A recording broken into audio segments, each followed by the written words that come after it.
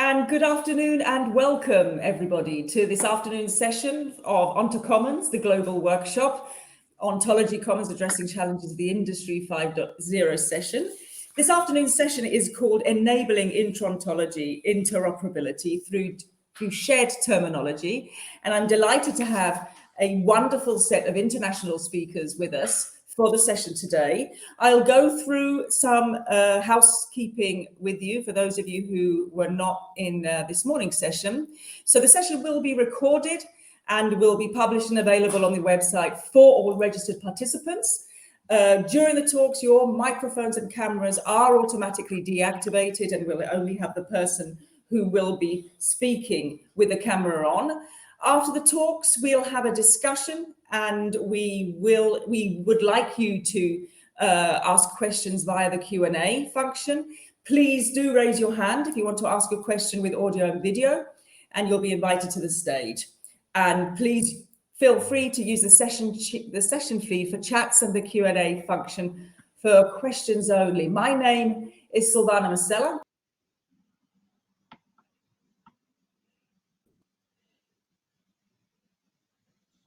Ulrike?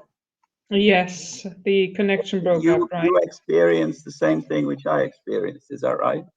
Namely, we were sent to the wrong place. No, we are in the right place, and I think you are in the right session now, and you're actually on the stage. So, okay, but Silvana just dropped off. Okay, so I was sent to the headache array sessions. So I apologize to everybody. So I'm now sharing my screen, and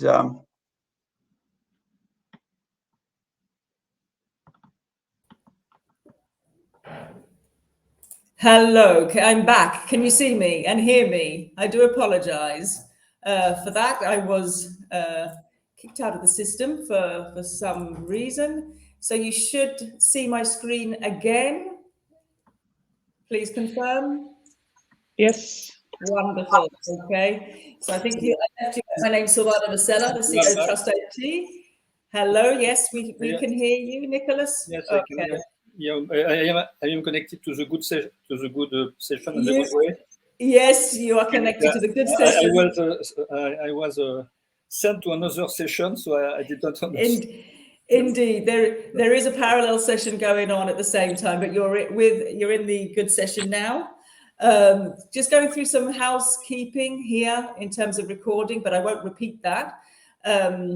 So the session, as I said, is on cooperation on standards, and there are efforts that we are doing on a European and global level within this project Ontology Commons, as well as other sister projects funded by the European Commission, one in particular called Standardisation, that we're having a very good connection with here. And we've seen already in this morning's session lots of synergies that are going on with different associations, and we've had the great presentation from Law from the IOA as well. What we try and do is to ensure that there are ongoing efforts and we work closely with standardization initiatives. And where possible, what we want to do is try to work on emerging ontology standards, as well as looking at the existing work towards fair data and fair ontologies. Now, Ontology Commons is funded under the unit at DGEC that also focuses on innovations across NMBP. Those of you who are unfamiliar with that term, it stands for nanotechnologies, advanced materials, biotechnology, and advanced manufacturing and processing. What we're doing and seeing is within Ontology Commons is that we have these wonderful demonstrators that we want to try and ensure to see how interoperable solutions in the industrial domains can interoperate together. And today we're going to see a few of these examples too. Moving on. The objectives is to see how to build on existing solutions for ontology standardization in a global setting. And as I said, this session particularly works within a global field with the speakers we have. And the outputs of this session, we're hoping will then be contributive towards the standardization impact report that needs to come out in month 18 of the project. So it's very important that the discussions that are exchange today feed into this report, and then eventually feed into the ontocommons.eu roadmap. I'm also looking to see other synergies where we can ensure that efforts that are going on can also supplement other material that's published. Primarily the ICT rolling plan, as you might be familiar with this, it goes out annually, and the 2022 edition is being worked on at the moment. And we're also looking to have technical working groups specifically around ontologies and semantic interoperability, where we'd like to have the speakers and their multiplier networks feed into this. More on this later. So without further ado, I'd like to introduce our speakers to today's stimulating workshop session. We have Barry Smith, who is a director at the Center for Ontological Research and deals with ontology standards in ISO. He's a prominent contributor to both theoretical and applied research in ontology.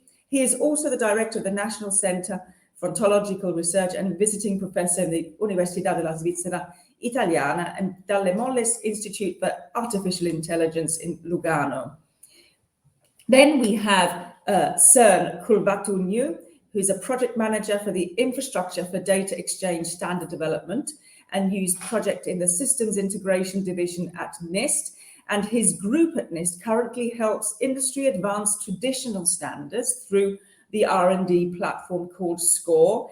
And he is also a board member and holds positions in the Industrial Ontology Foundry, IOF. Next up, I'd like to introduce Ulrike Parson, who is the current steering committee chair of the IRDS consortium that develops and maintains a standard for the delivery of smart content. And she's been a technical communication professional in the IT sector for more than 25 years. Lastly, we have Nicolas Figay, who is a system architect at Airbus Defence and Space at Elancourt, France. He's also an Airbus expert in the area of interoperability for PLM and has been involved in international standardization community on ISO SC4, TC184, and ASD Strategic Standardization Group Liaison, OSLC, ISO TC184 CS4. So we will have some discussion points and questions, which will come on to after the presentations of each of the speakers. And then with no further ado, I would like to pass the floor to Barry. Is Barry here?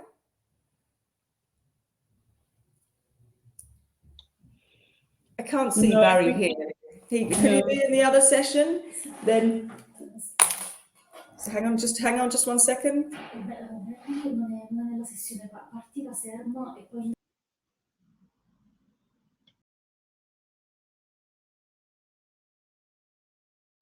Okay, can you hear me? So we'll start with you, Sam. If you don't mind, we're just changing the order a second. Thank you very much. The floor is yours. Okay. Can you hear me, Silvana? Yes, loud and clear. Yeah, it looks like my presentation share screen button is not active. I cannot share my screen. Okay, let me see if I can then share that on your behalf. Then, if I can get access to it, I'll share that. You can maybe just stop sharing, Silvana, because only one person is able to do that at the time. Ah, now it's okay. Yep.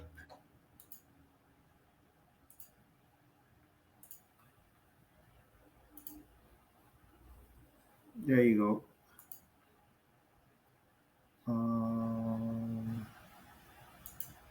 Interesting.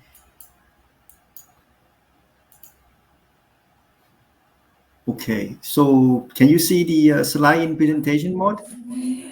We can't see it in presentation mode, Sam, but we can see it. Okay. That's also fine. I if you want to.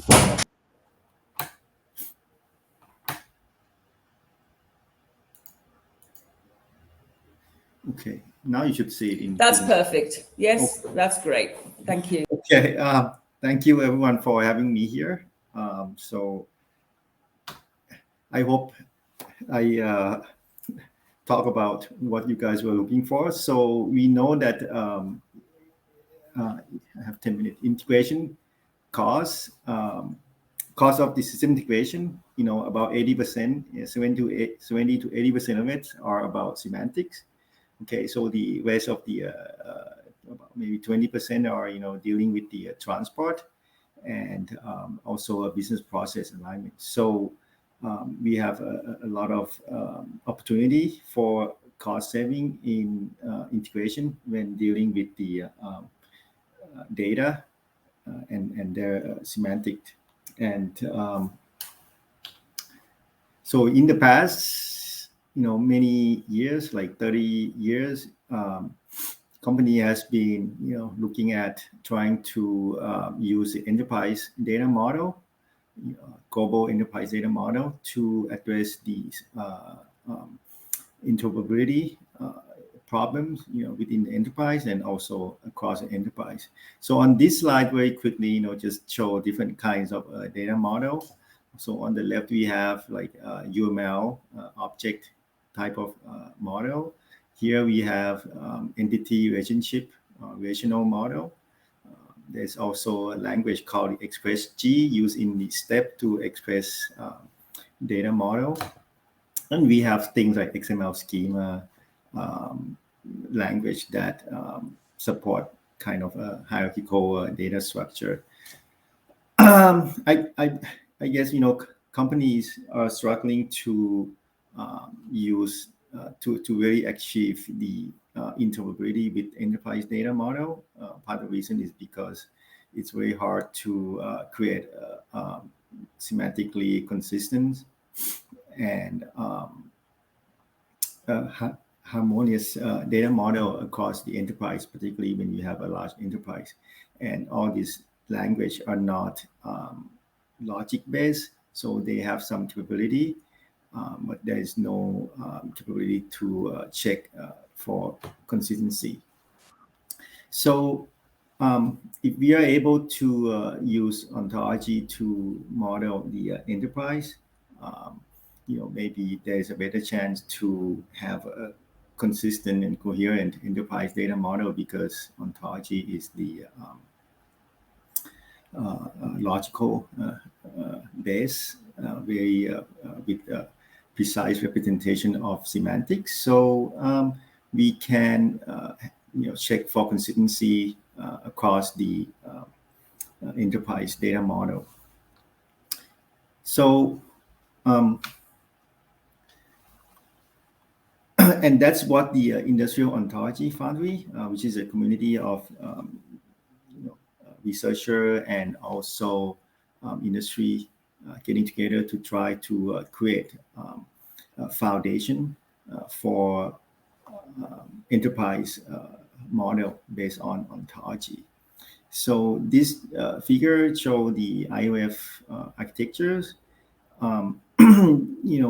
The whole ontology is based on the top-level ontology, which we try to use the BFO that was created largely by Barry, who is also here today.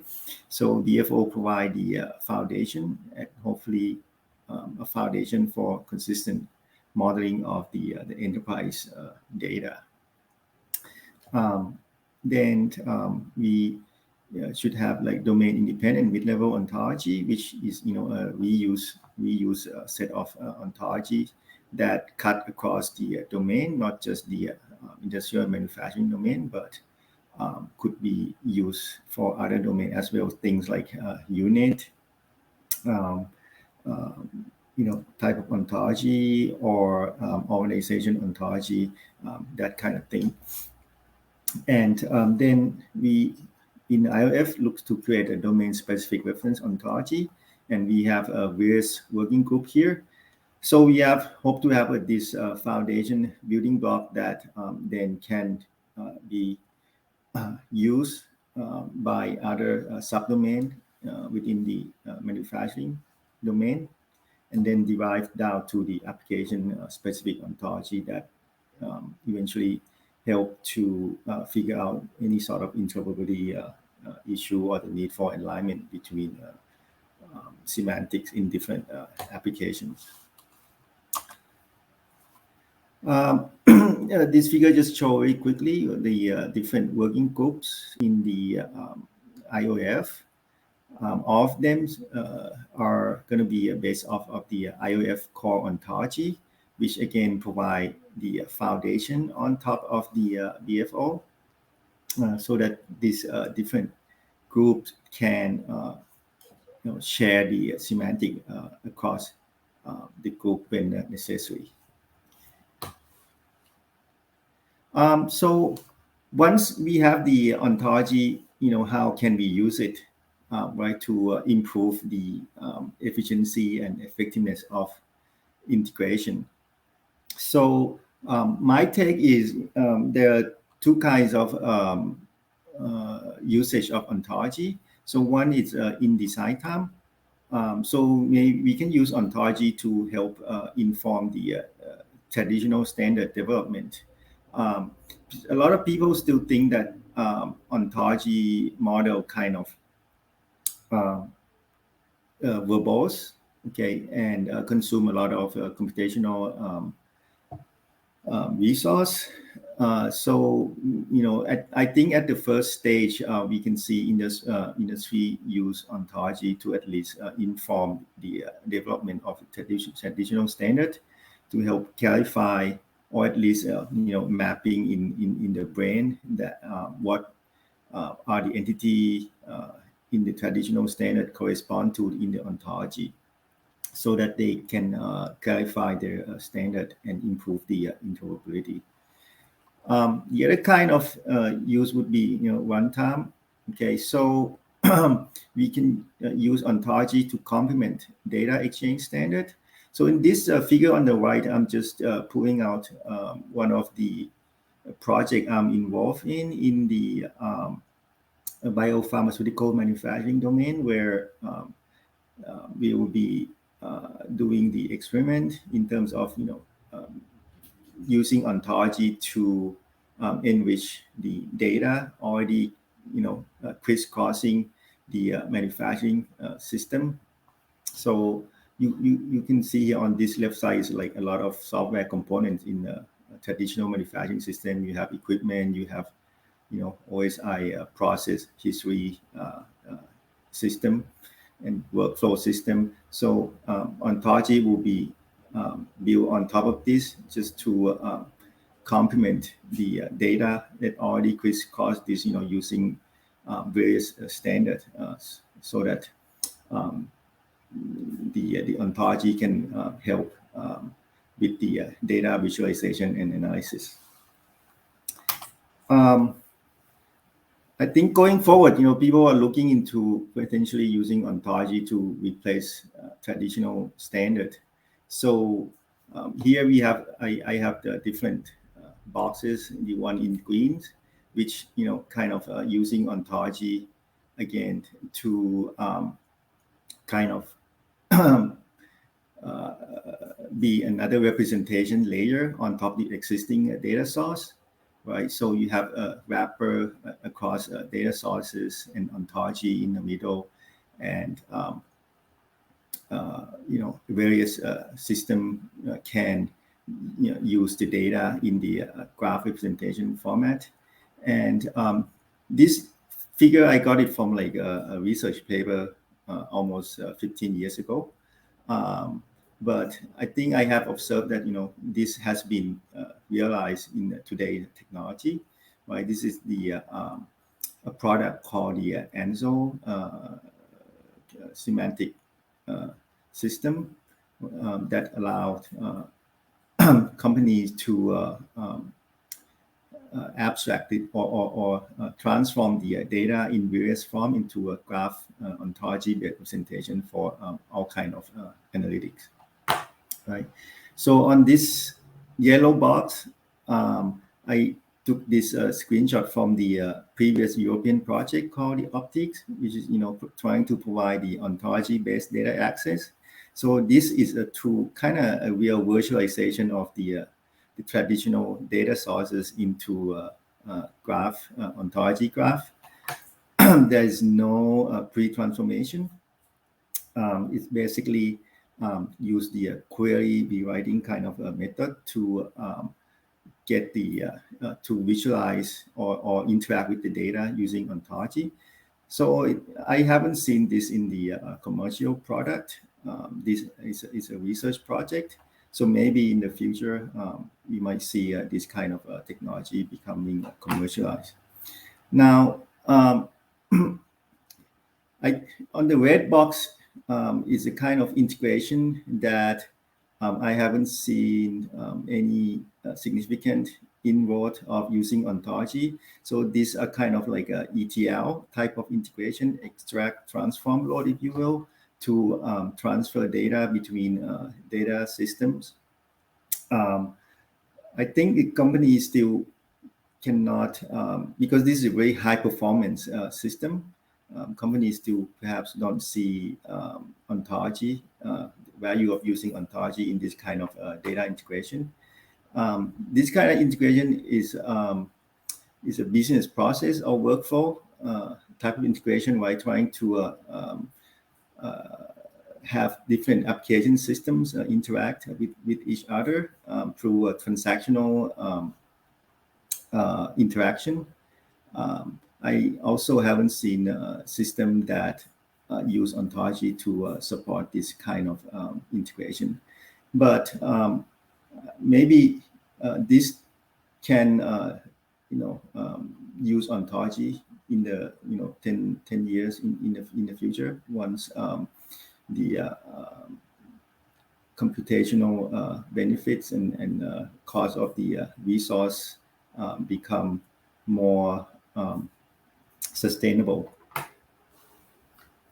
So that's my presentation.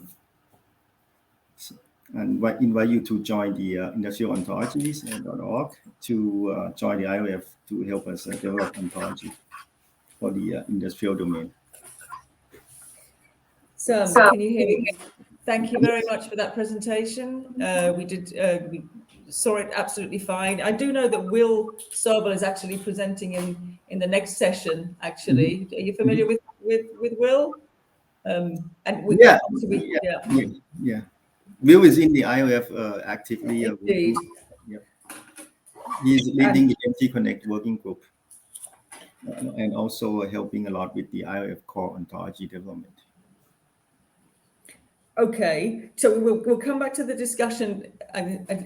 Let me see if we have a quick Q&A at the moment. So let's see if we can ask the question immediately before we go to Barry for the speaker. Nicolas asks a question in here and asks, what is the process to contribute to the working group of IOF? So he sent several emails, but hasn't received a response and would like to contribute. Maybe you could shed some light for all of the participants here on how they can get involved.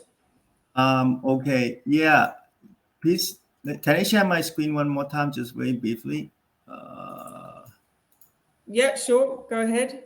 If I can find where is the Amit? Okay, here. Share screen.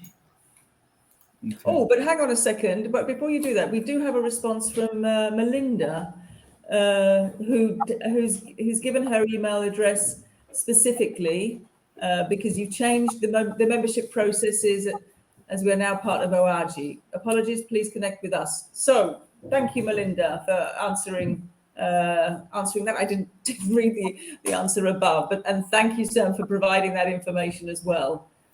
Yeah, I would invite you to go to this link and follow the instruction here to join the IOF. Okay. And I will post this link in the chat. Yes, I was going to suggest if you could do that, that would be wonderful. Okay, Sam, very good. Thank you once again. So we're going to go back to our provisionally first speaker, who is Barry. Thank you, Barry, who is going to give us an overview on ontology standards in ISO. So Barry, can you hear us? You're welcome. I don't know what happened the last time, but I'm going to try again.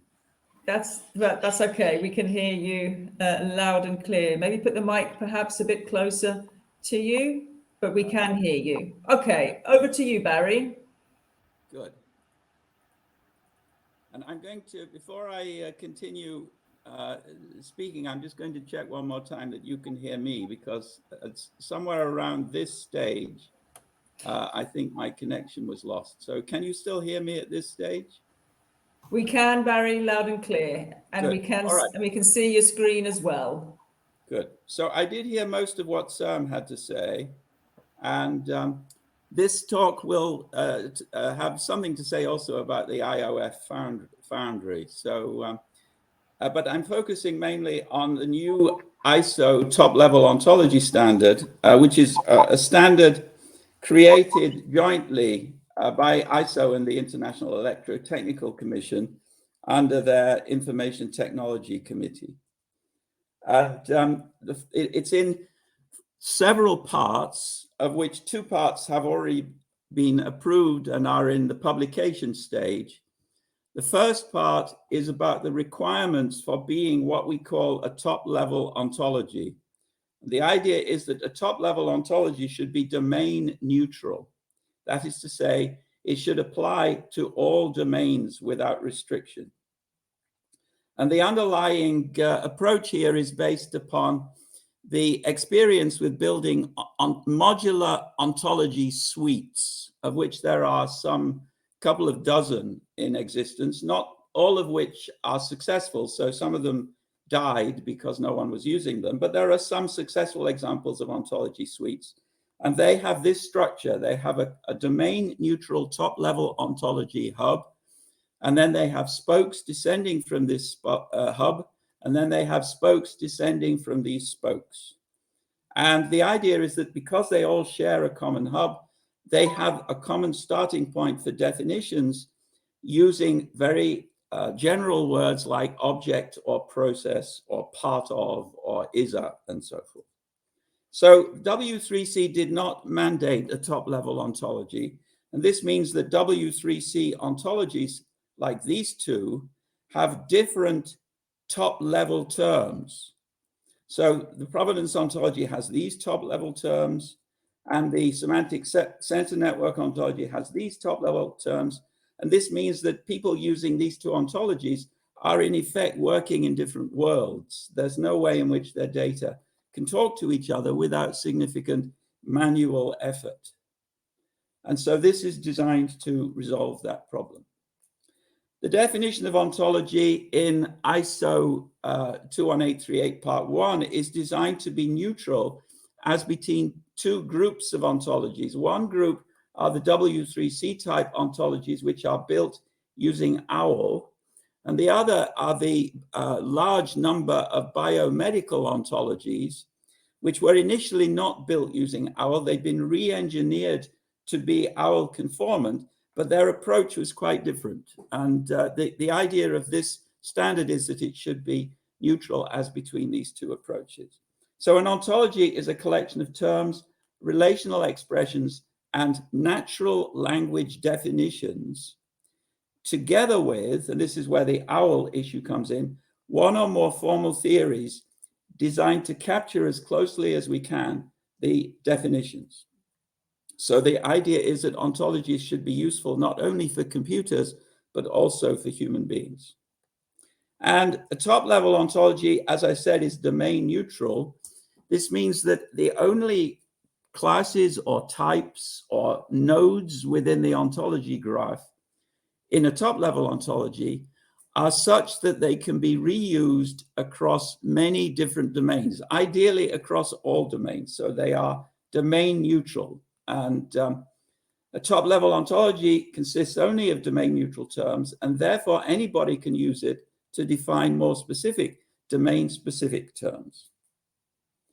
And so the rules or the requirements specified in Part 1 of the standard are that the ontology should be a pure top-level ontology and that it should be maximally general. And then there's a question, how do we test conformity to the requirement of maximal generality?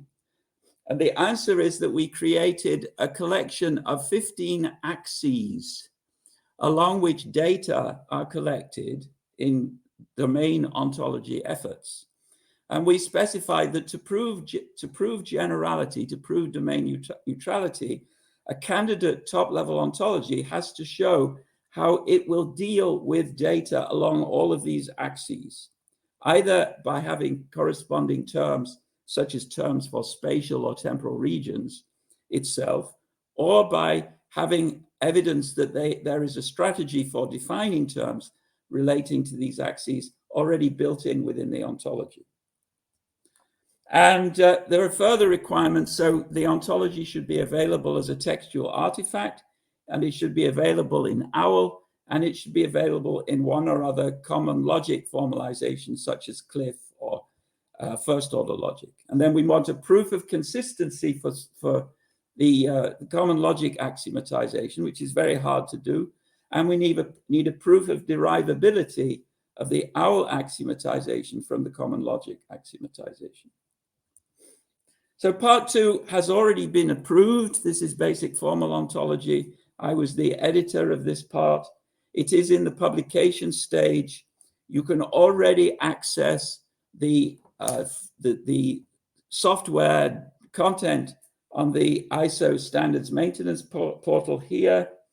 And then there is a part 3, which is still under the process of verification, which is Dolce. And we have part 4, which is a new ontology effort coming out of Michael Gruninger's lab in Toronto, which is a top-level ontology, which is focused more on what we might call a mathematical approach to ontologies. So we have the hub and spokes approach. I personally believe that we should all use the same hub, but the Ontology Commons effort is attempting to create a way of using both BFO and Dolce through some sort of merger. The people who wrote this paper point out that the only top-level ontology which is used significantly in the linked open data cloud so far is BFO. And that's primarily because BFO was used in the biomedical domain. And you can see here some examples of ontologies which use BFO. And the biomedical domain is the domain which is most heavily dealt with on the linked open data cloud. So you can see the biomedical is the red stuff down at the bottom, and it's very black. Black means a lot of links. And when you move outwards, you find fewer and fewer links. So we worked very hard in the biomedical domain to create many links between ontologies. And a lot of that work consisted in using BFO as the top level, since we decided very early on that we wanted the hub and spokes suite approach, and then we needed a hub. And BFO was in fact developed as part of the Obo Foundry effort. But in the last couple of years, there have been more and more people using BFO also in other areas. And since CERM has already addressed the industry area, I will go through this rather quickly. And I'll just mention in passing that BFO is now being used as part of the JAIC, the Joint Artificial Intelligence Center, effort to create data for machine learning, which is ontology based in such a way as to increase the degree to which the data that you have for machine learning will be able to serve as representative sample sets. And that's a very interesting side application, which may become more important in other areas at a later stage. ISO 21838 is already having an impact in other standards efforts. So there is particularly an ad hoc working group on mid-level ontologies.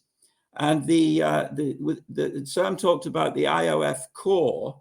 The IOF core is a mid-level ontology which is designed to serve as the starting point for all industrial ontologies foundry ontologies. at lower levels. So this is the IOF. There is an IOF maintenance ontology, which is documented here. There is an IOF, a rather large collection now of IOF ontologies relating to additive manufacturing or 3D printing. And some of these are documented in this paper. There is a simulation ontology, which is developed within the IOF initiative on the basis of BFO once again. And then there is a whole suite of other initiatives. So some of these are within the IOF approach. Some of these are preliminary to development of ontologies within IOF. These are examples within the publications of 2021. There are many more such papers in 2019 and 2020.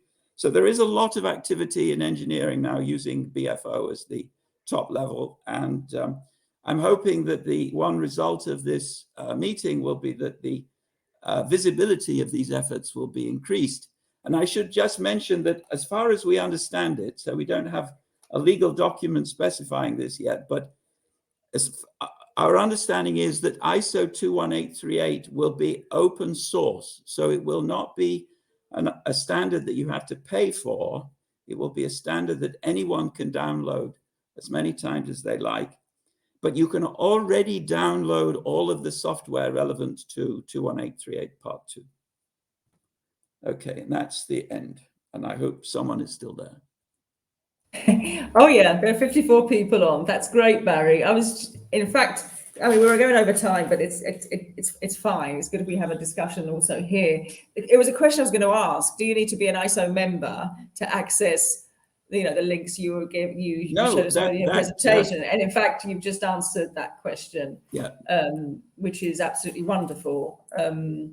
Okay, we do also have a quick other question from Nicolas. He says, what about the other legacy top-level ontologies, such as IDEAS, Borrow, or ISO 15926 Part 2, which have been used in defense and industry? Any comment you'd like to? So this is a long debate. There is now ISO 15926 Part 14, which is more friendly towards BFO. It was based in part on BFO. A very small part of the ontology is actual BFO, but the ontology is BFO friendly. I have a long history with ISO 15926. I have a hate-love relationship with Matthew West, who is the eminence grise of ISO 15926 ontology. I do not believe that it is a good ontology, so that the Part 2 of 15926. As concerns other top-level ontologies, I think Dolce is a good ontology. The problem with Dolce over time is that it has very few users. And that's partly because its user community was primarily based on European Union grant funding. And when the funding ran out, the people stopped using the ontology. And BFO was not based on grant funding. And so it has a much richer community of users. The more users you have, the more documentation you have, the more trained personnel you have, the more lessons you learn so that you improve the documentation and the ontology indeed. So I welcome the efforts by Ontology Commons to try and unify BFO and Dolce. BFO grew out of Dolce, in fact. I worked with Nicola Guarino at the very beginning of BFO, but we created a separate ontology for complicated reasons having to do primarily with the need for clear documentation. And it was very hard to create clear documentation in the way I wanted to do it, which I thought was more human friendly, given the way Dolce creates documentation, which I believe is more, let's say, logic friendly. But that's a long story too. Yeah. Well, let's see if we can try and pick this up in the discussion part after. So I'd like to get the other presentations through, but this is crucial. What you're saying, if I've got users at the end of the day who can guarantee and showcase uptake, it's a whole new different story to tell, right, Barry? Yeah. Right, moving on. Thank you very much for that contribution, Barry. I'm going to pass the floor now to Ulrike Parson of Parson AG. Hi, Ulrike, thank you for joining us.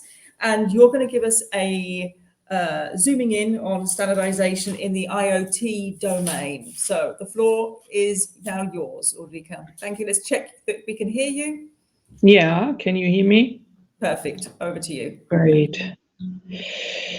So let me just quickly switch to my PowerPoint. Can you see the PowerPoint, Silvana? Yes. Yes, we can Great. see that. Let me switch to presentation mode. Perfect. Okay, yeah, thank you for the opportunity of speaking here. I'm coming from the practical sides of things, and I have already made a lot of notes about the things that Barry and Sam said, because this is actually a field that we have been working on, upper level ontologies and standardization. But let me explain you first why I am here. I'm the current steering committee chair of the IRRDS consortium. This is a kind of industrial consortium that is driven by the Association for Technical Communication in Germany. So we are a German initiative, but we do have international members. And we are developing or have been developing a standard for smart content. You know, that each product or service has to be supplied with technical documentation, user manuals, operating manuals, programming guides. And they used to be printed out, or the only digital form were PDF formats and documents. And what we are trying to do is to break up that into modular documentation and modular content that is smart because it's enriched with metadata. So IRDS contains a metadata definition, a vocabulary that for information types, document types, information subjects. We do use RDFS because we started out in 2016, but one reason of joining Ontology Commons was to actually go the way to OWL and go the way to linking ourselves into an ontological framework.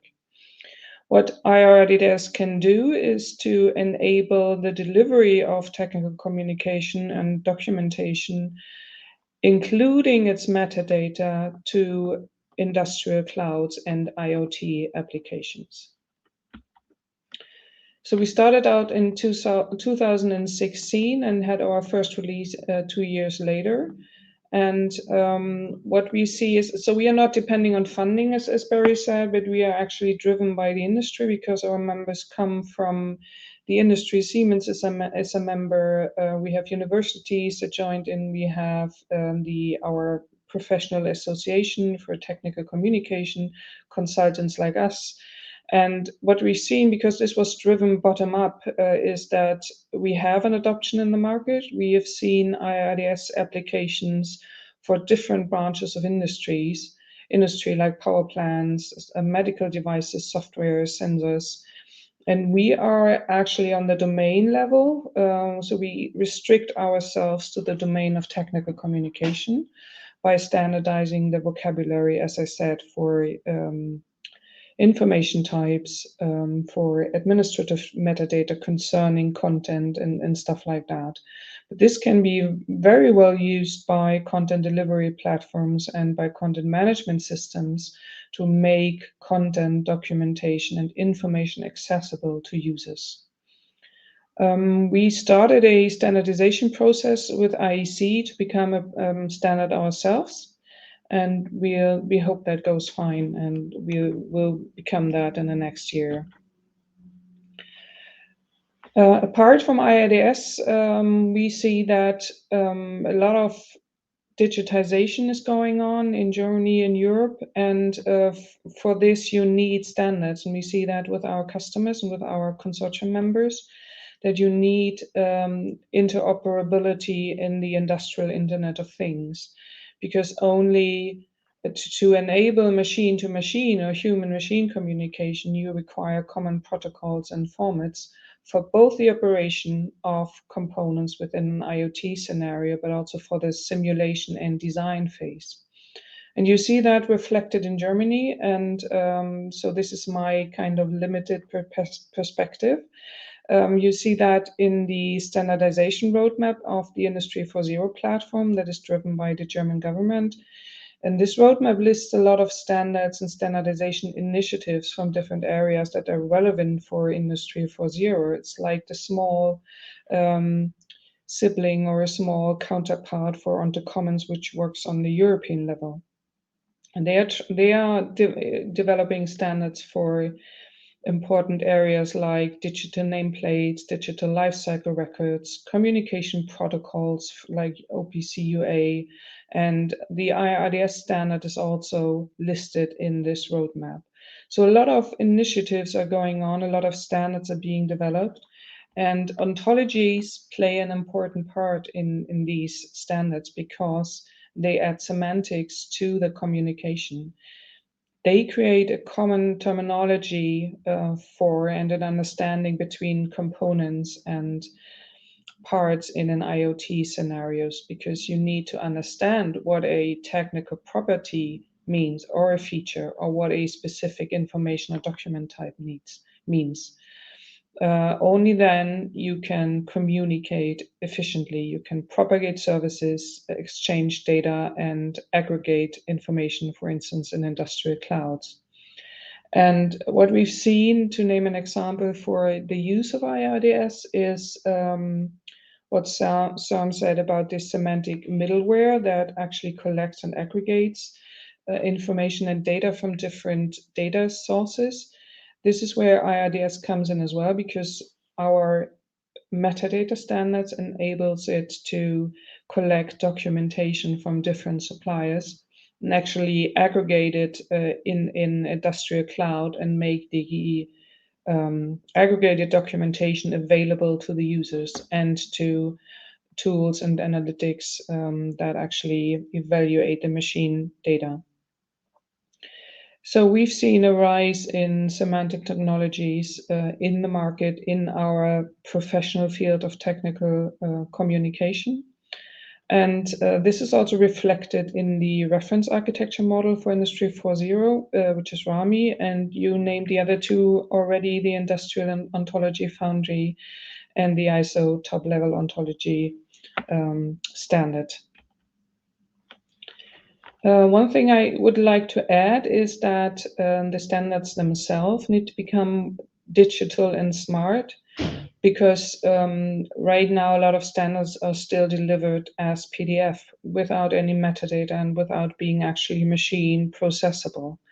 So when we deliver, what I think becomes important in the next years is that semantics are added to standard documentation, and that the semantics described what is actually standardized, what are the technical properties, what are the requirements, where is the object of standardization to be used, which are the people who use it, and are the requirements that are stipulated in the standards, are they must requirements, are they optional requirements, are they technical descriptions? So the levels of obligation need to be expressed as well in the semantics. Because once we have those smart standards, then we can use them in product development for requirements management, but also for validating, verifying, and certifying products. And you see this, this approach reflected in many different initiatives for smart standards that are driven by German standardization bodies as well as by international standardization bodies. And they just named two here, like EDIS, for example, where we also participating. And they use IRDS, our metadata standard, and extend it with metadata for standards, and use this to make standards smarter. And this is something that we research as IRDS consortium as well. So when as I said, we started out in 2016, and I didn't know about all the efforts and initiatives that were going on. So we faced a lot of challenges because we were driven by content management suppliers, content delivery suppliers, by technical communication experts. And that's why we faced some challenges when we defined our vocabulary or ontology. And the first one is, of course, the aspect of time. To create a common understanding, you need to take your time. And it's at least a several-year project until you reach a common understanding, even in such a little domain as technical communication. Now we see a lot of ontologies coming up in different fields, and it's very hard to keep track of that. That's why we joined Ontology Commons to get a common platform where experts can communicate, exchange, where they can search for ontologies, open source ontologies, of course, that can be reused so that we don't reinvent the wheel all the time. A third challenge that we faced was that engineering skills regarding ontologies are not so widely spread as we would like them to be, because we work with both IT experts, we work with standardization experts and technical communicators, and a lot of them know about programming and object-oriented programming methods and about relational databases, but not many know about OWL. And reasoning and inference. And we would like to push that knowledge more into education as well. And we think that's very important also for the field of technical communication. And the fourth challenge is that we think there's a limited number of free and easy to use frameworks and tools. Of course, there's Protégé, but and there are a lot of open source frameworks. But you need a lot of skills to actually use them and achieve what you want to achieve, a working ontology.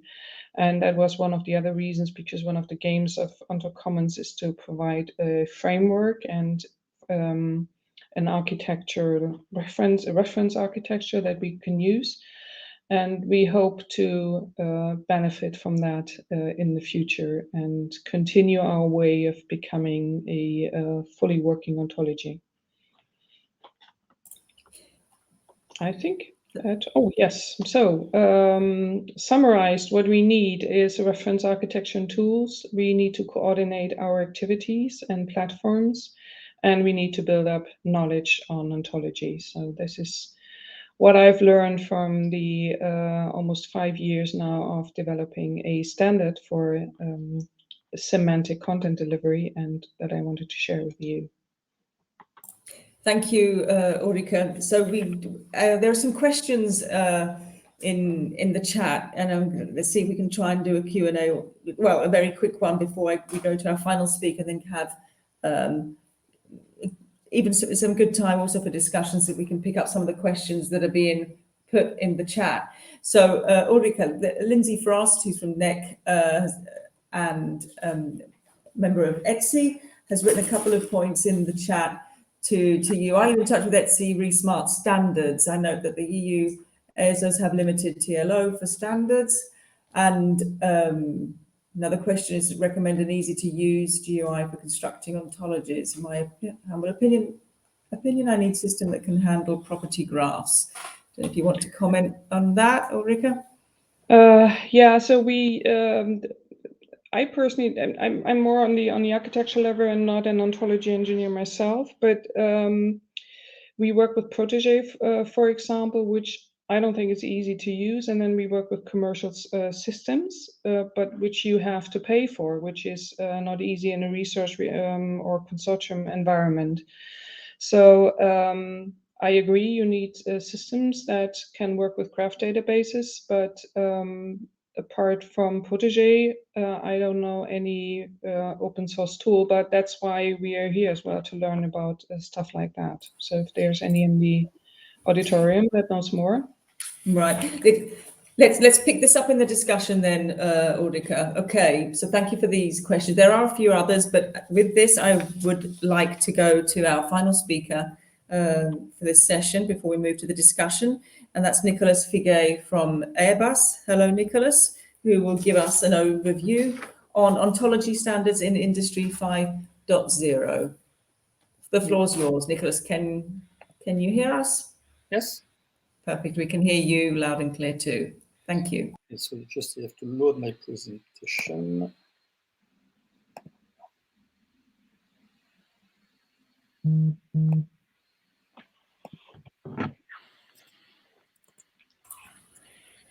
you see my screen? Okay. Yes, we can see that, Nicolas. That's fine. Perfect. Okay. So thank you for inviting me. I will try to share some experience I had in the last years related to usage of ontology standards, and in order to deal with interoperability of technical enterprise application. So first, I will present who I am, just to present the background. I am not an ontologist at the beginning. I will then present you the industrial context we are working on, and the problematic and positioning of ontology and standards according to what we want to solve. Then I will present a little bit the digital domain context, what we are doing currently at Airbus with the current usage of standards and in relation with standardization. And finally, I will maybe share some challenges and scientific gaps that have been identified and that were already mentioned earlier in this day.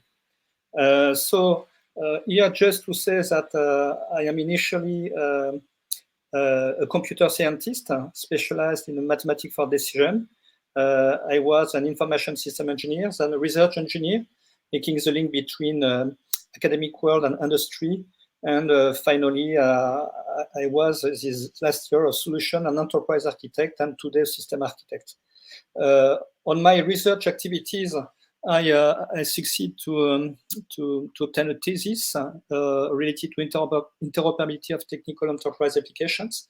And this year, I also succeeded to have the authorization to drive research on the thematic related to continuous operational interoperability.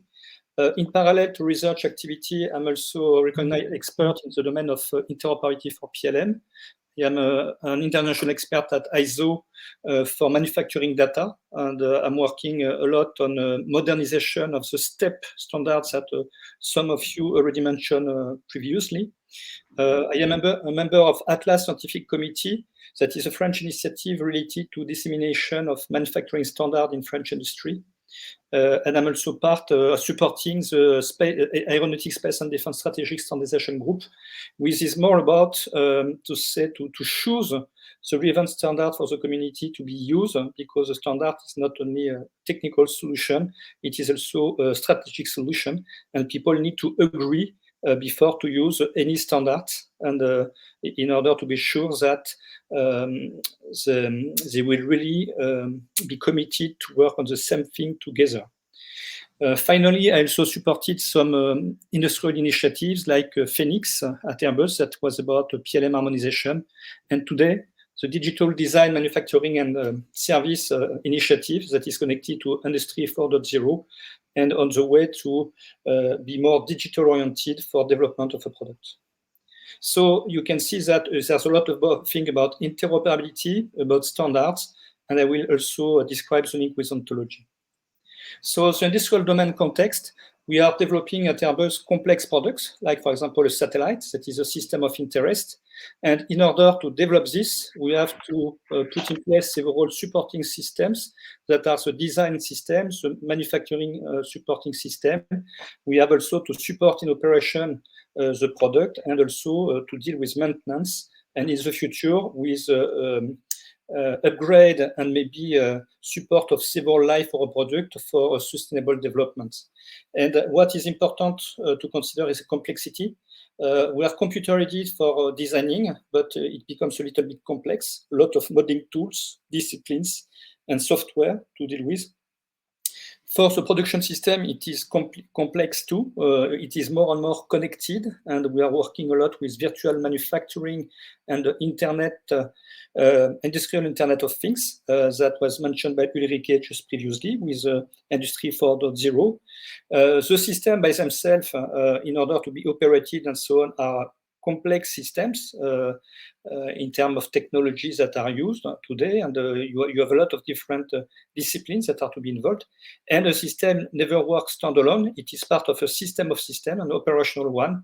Like, for example, a satellite that is to be connected to ground station and to communicate with other systems. All these systems are today also connected, and more have to communicate together, in particular when they are autonomous. So in order to deal with all that, you have many organizations that have to work together. They have to exchange, share, and retain the models of the products and associated processes all through the product life cycle for the industrial project or programs. And for this, there are several trends that successively arose. Product lifecycle management, digital thread for digital twins. And today there's a great effort already mentioned just before for machine applicable, readable, and transferable standards. So standards that are smart and no more paper, but some things that are digital artifacts we can take advantage of. The three layers below are about the various enterprises and organizations that are involved in the whole process. So they constitute complex digital business ecosystems with heterogeneous business processes, services, and capabilities. They are relying on several information systems that are disconnected and with very often silos. That could be organizational, knowledge silos, or technology silos. And below, you have a lot of technologies that are various, heterogeneous, incompatible, when you are dealing with information and communication technologies. And what is very important in this context is to consider that the life of such a system, from the first drawing to the last retirement of the last product instance, is about many years, 20, 30, 50. And all the technology and the organization have a shorter duration of life. And you have a growing pace of change for organization and technologies. So it means that what you start to produce at the earlier phase of the life of a product will have to be still available and retained 20, 30, 50 years after.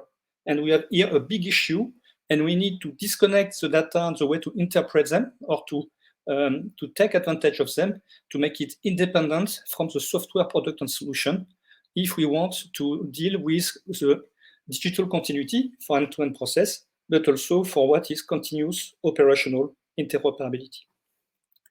So in such a context, the problematic I have been working on and positioning of ontology standards, the question is how to prepare and build the continuous operational interoperability of enterprise applications that are supporting the processes, the secure collaboration between persons and organizations, and all these activities and processes are today computer-aided.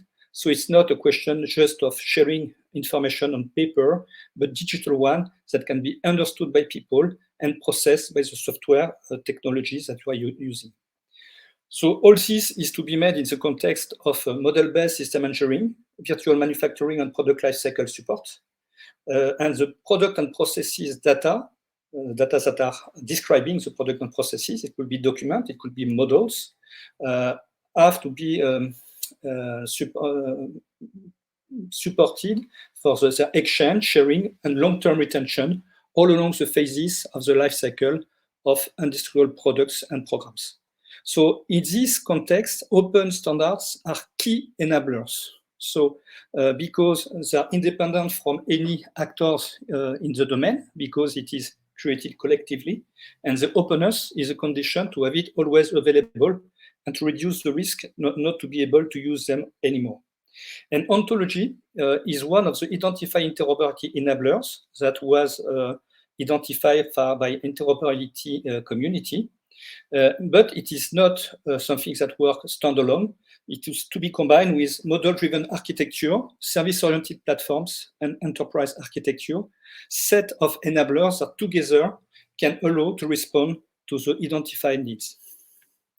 So if we look at ontology, we have been using them for a long time in industry or manufacturing. So here is an example of a picture extracted from the PLCS project that was relying on the approach defined by ISO 15926. And you can see here the way that they envisage to modernize STEP technology framework by being able to aggregate on-the-shelf ontology that are organized on several layers of abstraction, but also of specific context usage in order to support such interoperability needs. I also here extracted DFO that today is standardized, but there's a lot of other upper ontology that are used by different domains. I list some of them, and today I can say that I'm a little bit puzzled when I am comparing all of them in order to be able to select the proper one for supporting the activities. So another point is, if you look today at the world of data inside the enterprise, you have a lot of different fields and domains where software solution providers are providing you some inputs.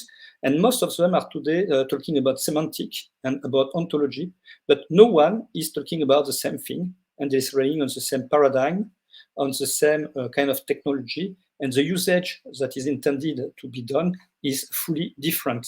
So we have another level of complexity. I will not go in detail, I don't have the time, but today it is a crucial problem for IM departments that have to find a way, a strategy, in order to use appropriately some standardized artifacts and to use also the solutions that will provide the expected capabilities to support the digital collaboration. So currently at Airbus, we are involved, we are using ontology. It's not something that is common for everybody, and there's different level of maturity. You have the DDMS program I was talking about that is defining some ontology definition capabilities for programs. We are using them in order to define pivotal model for digital collaboration. And we are also using ontology on top of MBSE frameworks, because MBSE languages like UML or CSML are very generic. So everything is a class, everything is a component, everything is a block. But what does it describe precisely? Here comes ontologies, domain ontologies that allow to specialize the objects you want to model as a system. In terms of products, sometimes we include some ontology technologies within the product in order to deliver services to our clients. So this is other usage of ontology. And in terms of standardization, we are involved in standardization. In particular, we are supporting the development of smart standards that fit to digital economy and are more agile and market responsive for standardization formats, and also for standards for digital screen and digital thread, and virtual manufacturing and industrial Internet of Things. So it is all the domains that support the big pictures that I just showed you previously, and all this should be consistent. And it is a very real issue. We have still heterogeneity of standards and of use formal languages that I use. That could be natural languages, vocabularies, taxonomies, semantic graphs, model schemas, and so on. And we have also some heterogeneity in terms of skills and maturity of the different stakeholders, knowing that ontology is a particular skill, but they have also to work with some other IT people, system engineer, managers, and all have to communicate together and to be able to create value by combining their different domain of knowledge and disciplines. So in terms of challenges and scientific gaps, here some I identify, but I think that I am not the only one, and a lot already mentioned them earlier in the day. We will not have a single interoperability framework, we'll have several. So can we combine them and federate them? So one question.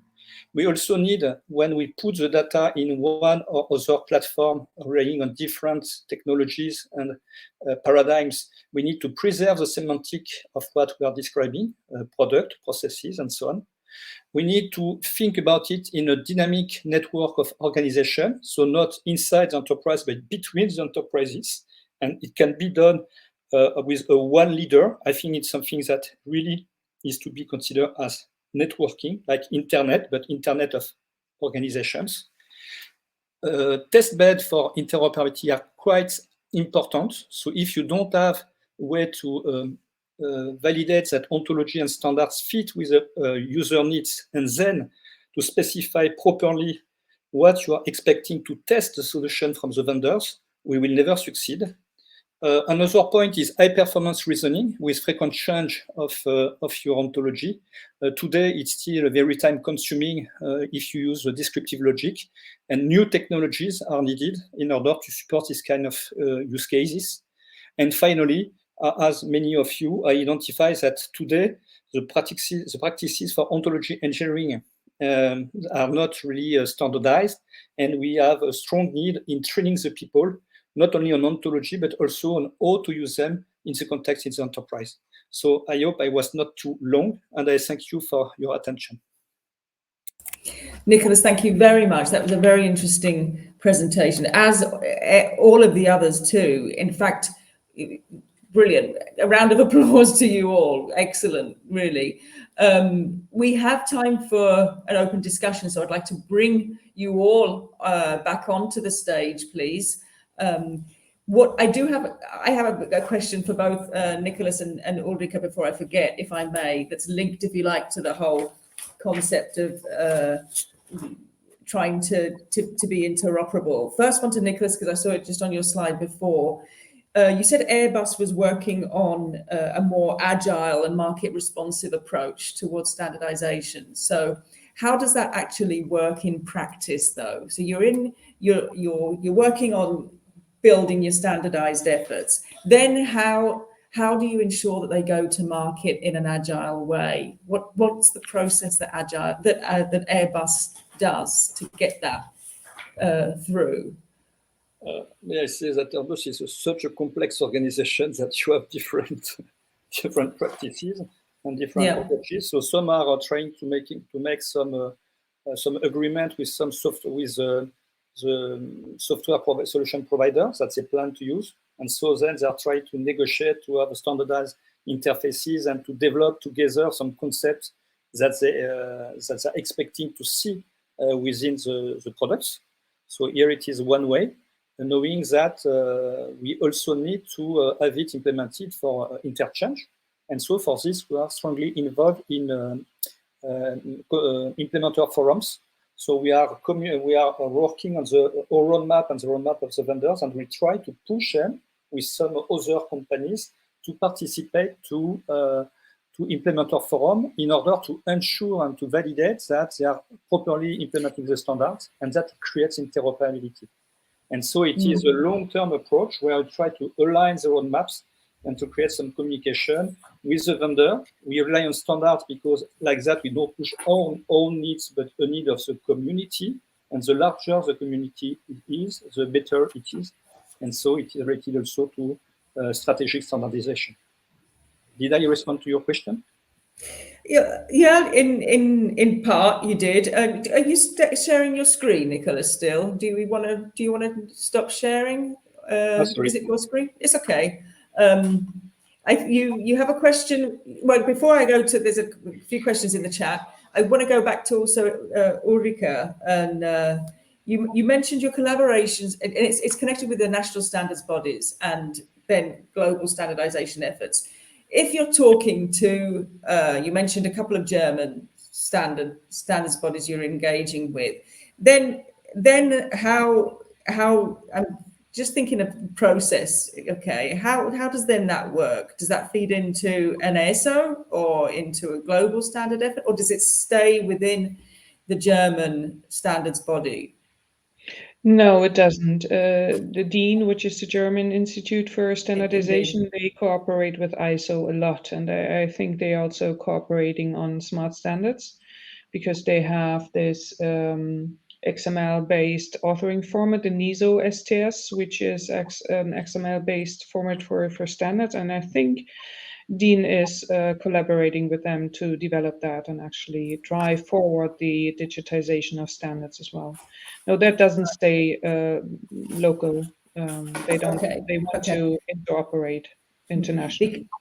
Because one of our discussion points for this part here was precisely on European contributions ontologies in the international standards arena. So it would be nice in our takeaway to actually identify where that's happening and where we can channel sort of energy going forward. But if the smarts and where those smart standards are then heading into to then take forward. Maybe something Nicolas. for this point. Yeah. You have the national body for standardization, but you have also some associations that are closely related to the industry and that are collaborating together. So, for example, in Germany, you have ProStep. In France, you have AFNet, and they are all working together in order to make the connection between industry and the standardization, because it's a bit complex. And today, they have some agreement in order to work in the same direction. So there are people who are really, I think, key organizations that help a lot in order to have the standard implemented. Yeah. Go, Ulrike. Do you want to say something? No, I just wanted to confirm. That's also my impression.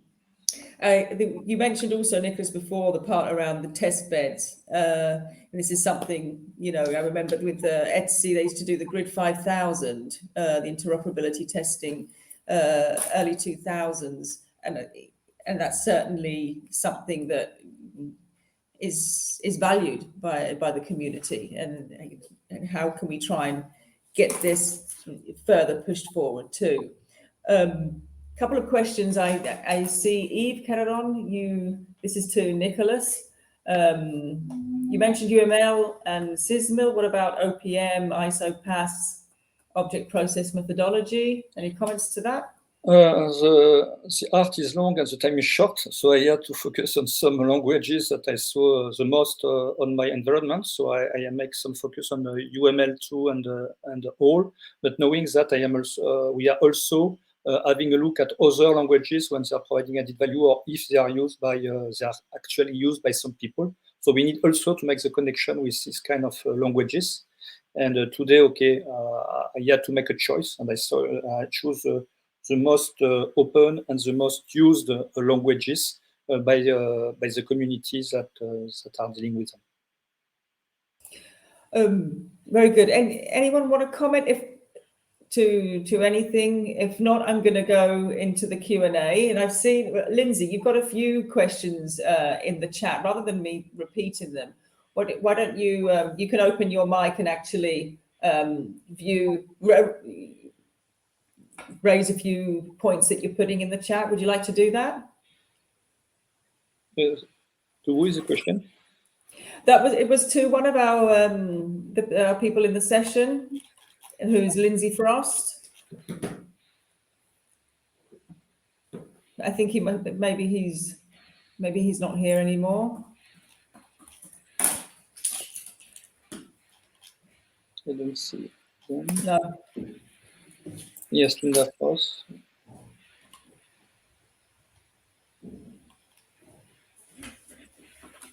Okay, and we also have whilst we wait, we'll see whether Lindsay can come back. We do have a question from Davide D'Amico. Can BFO be used to describe an industrial system degradation process through concepts like functions and capabilities? Who would like to pick that question up? Anybody? Yes, I will do that. Thanks, Barry. So BFO has the term disposition and the term function.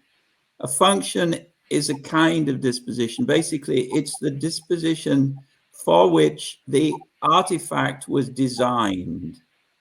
And this works for biology, but we'll talk about artifacts. And the question is this enough?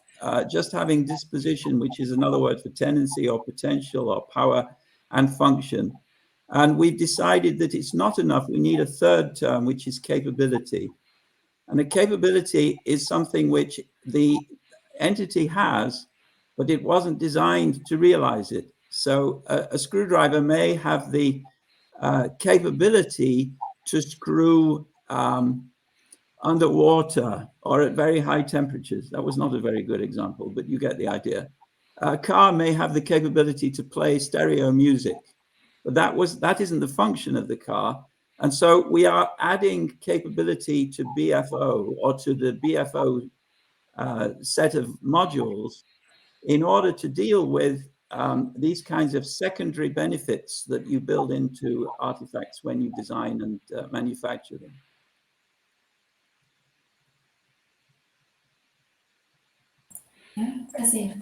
Thank you, Barry. I hope that answered your question. David, I was trying to see, Lindsay can't, his mic wasn't working, but I think we've invited him to the stage. He might be able to now. Lindsay, can you hear us? If he can't speak, the reason I hope that answered your question. David, I was trying to see, Lindsay can't, his mic wasn't working, but I think we've invited him to the stage. He might be able to now. Lindsay, can you hear us? I hope so. Can you hear me now? If he can't speak, the reason I can hear, yes. That answered that question. Lindsay, go ahead. Thanks. The system went mad. We can hear you, Lindsay. You can speak now. Okay. I'm sorry. Can you hear me? We can hear you, Lindsay. We just got a double dosage of me, unfortunately. But over to you again. Okay. I'm very sorry to interrupt. It's been a very good session. And besides all of the very deep level expertise and groups which you point to, which are many of them, unfortunately, I had not heard about, but now I have homework. I see the big problem is that even in such a group like today, it's very difficult, even amongst experts, to go to a next level of, let me say, collaboration, because as was demonstrated with Airbus or with IEC, it's so difficult to get the, what can I say it, the people with action and energy to all follow in a similar direction. And you've been working on it, most of you, I think, for 10 or 20 years. So my main question is, what can be done in the step-by-step way to bring people more in the same direction? I think you suggested many places, but maybe you have some common idea, maybe Ontology Commons. Can I have a go with this? Yes, please. Go ahead, Barry. So the Obo Foundry is, I think, by far the most successful project to try and solve the problem that you're addressing now. We had the benefit that we started building ontologies at just the point when the Human Genome Project was completed. And the reason to build ontologies was because we had a huge amount of data, but it was chemistry data. It was just long lists of thousands and thousands of letters of the alphabet. And we needed to relate those letters of the alphabet to diseases or to anatomy or to metabolism and so forth. And so we built the ontologies in a coordinated fashion. We all recognized the need to build the ontologies. We divided this space and we then had volunteers who agreed to populate those spaces with ontologies, but they agreed to do it in such a way that they were communicating with the people developing ontologies in neighboring spaces. And they agreed to use the same top level and the same mode of doing definitions. That was 20 years ago. There probably have been $3 billion invested in this effort since then, and it's still expanding. It's used by every pharmaceutical company, by every research hospital, all the time. So it really is a success. And now the Industrial Ontologies Foundry is an attempt to replicate the same success using the same methodology in manufacturing industries. And we're going slowly. We have a disadvantage that we don't have a clean slate. We're dealing with an area where there are already existing standards, but we're attempting to use those existing standards by using them to influence the definitions in the ontologies that we develop. So I'm still hopeful that the IOF will work. Maybe not quite so well as the Obo Foundry, but I'm hoping that it will work. May I add something here, Barry? Yeah. what we hear from our customers is they want to rely on official standards like ISO standards and DIN standards. So I think what we also have to do is put the ontologies into, as you do with the top level ontology, put them in ISO standards that people can rely on, because this is what is valid in if you purchase something from a supplier, and you can rely on a specific quality. And that's the second factor of success, I think.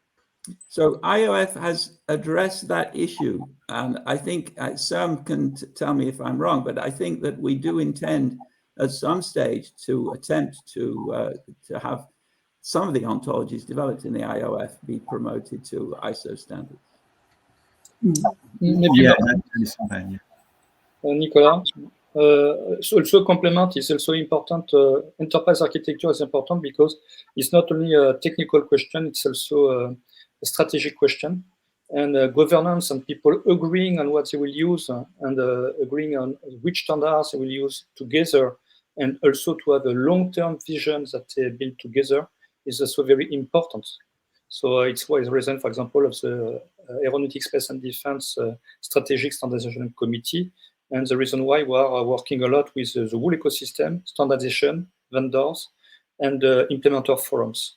So here it's possible for huge groups, but it's a way we try to do is to select the proper and appropriate standards from a technical point of view and from a strategic political point of view.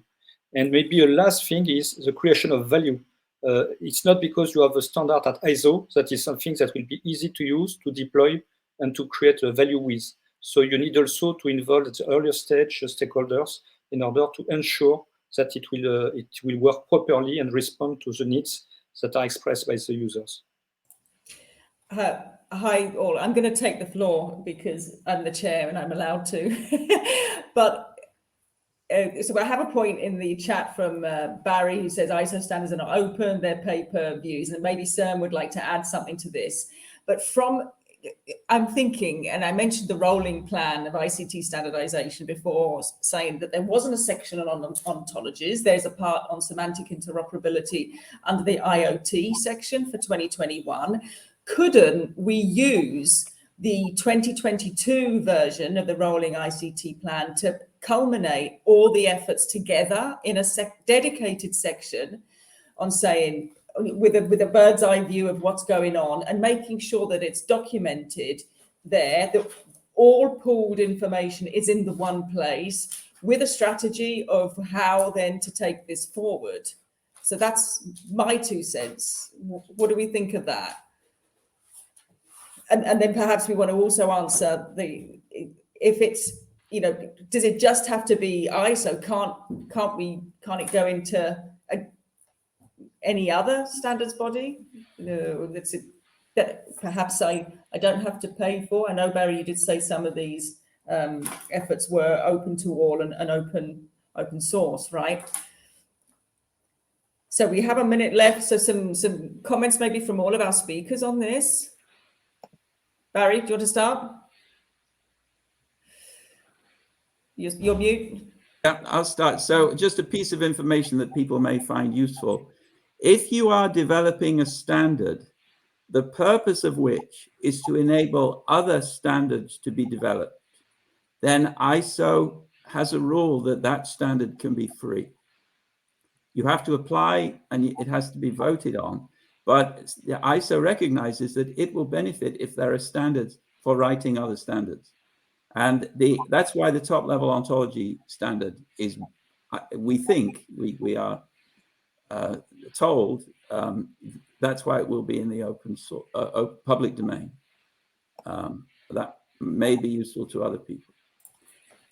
Okay, good. That's obviously, crucial to know. So, do you want to add anything?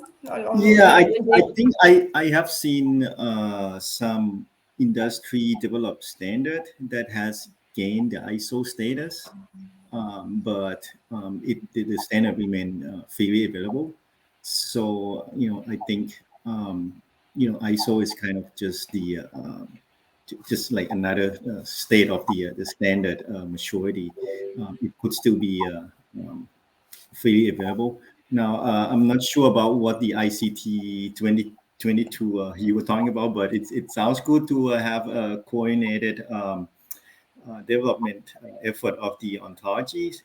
We still hoping, a lot of resources from the Ontology Commons, come and join and help the IOF making progress, because we have a lot of issues to deal with. Okay, in fact, I've just written it here. I'll put in the link, Sam, for the others of the ICT rolling plan too. Dedicated chapter on the ontologies. Nicolas, did you want to add any point to this at all? No, just thank you for invitation, and I was very happy to be with such a great panel of people. So thank you very much. Thank you as well, Nicolas. Ulrike, last comment? Yeah, same here. Thank you. Interesting round, interesting thoughts. Indeed. Okay, I hope we are going to collect. These questions are automatically being collected here, so we don't lose anything. We will be wrapping up with a summary session after. I'd like to thank you all personally for a very, very interesting and stimulating discussion now. Lots of work to do, lots of takeaways, and back to the let's see what we can try and take away on a constructive level going forward. So please have a look at the summary report that we pull out of here once on, and thank you speakers, and thank you very much for those who remained up until the end. In fact, numbers grew rather than people dropped off. So credit to all of you who gave the presentations. Thank you for a very stimulating discussion. I wish you all a wonderful afternoon. Take care and enjoy the rest of the sessions if you can try and join them over the following days. Thank you. Bye. Thanks all of you. Bye.